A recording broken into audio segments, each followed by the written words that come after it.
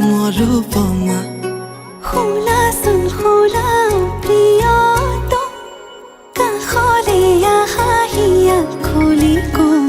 তোমাক বহুত ভাল পাওঁ ময়ো তোমাক ভাল পাওঁ